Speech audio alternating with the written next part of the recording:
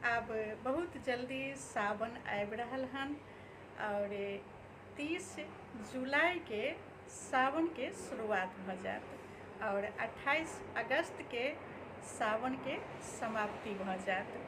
तो 30 जुलाई के बाद जे सोमवार पड़े छन ओइमे 4टा सोमवारी व्रत अपना सबके शुरू भ जात और सब गोटा सोमवारी व्रत करै छी। और जे गोटा नहीं करै छी ने सेहो गोटा शुरू जरूर क लेब, किया तऽ सावन के सोमवारी के बहुत महत्व छै और कोनो एहन मनोकामना लऽ कऽ अगर ई व्रत करै छी ने तऽ जरूर पूरा होइ छै।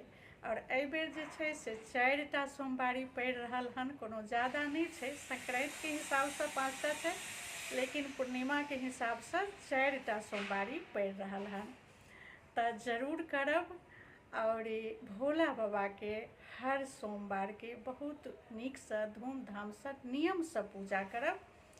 और कोन कोन चीज छै जे महादेव के ऊपर चढ़ेला से सावन के महीना में भोला बाबा प्रसन्न होइ छथिन, जेमे से 4टा 5टा हम बता दै छी, जेमे एते केला से ने अवश्य मनोकामना पूरा होइ छै। तो सबसे पहिने ना भोला बाबा के 5टा सफेद फूल अगर भेट जाए ने तो बहुत नीक छै। 5टा कोनो सफेद फूल अगर बाबा के ऊपर चढ़ाओ तो अहाँ के मनोकामना जरूर पूरा हैत, किया तो सफेद फूल बाबा के बहुत पसंद छन। और धतूरा सेहो अगर चढ़ाबी ने, सब सोमवार के अगर 1टा के धतूरा चढ़ा दियो तो मनोकामना जरूर पूरा होइ छै। तो भोला बाबा के 1टा सफेद फूल भ गेल, दोसर धतूरा भ गेल और तेसर ठंडा दूध।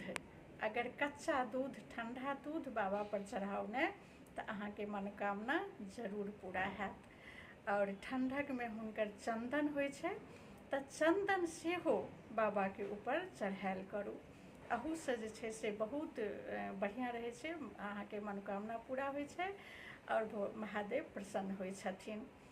और चारम जे छै से मौध अगर भोला बाबा पर चढ़ाबै छी ने तो अहाँ के जीवन में मिठास जरूर आयत। जीवन में मिठास आबै के लेल लोग महादेव के ऊपर मौध चढ़ाबै छन। तो मौध चढ़ेला से जीवन में मिठास आबै छै, जरूर चढ़ायल करब।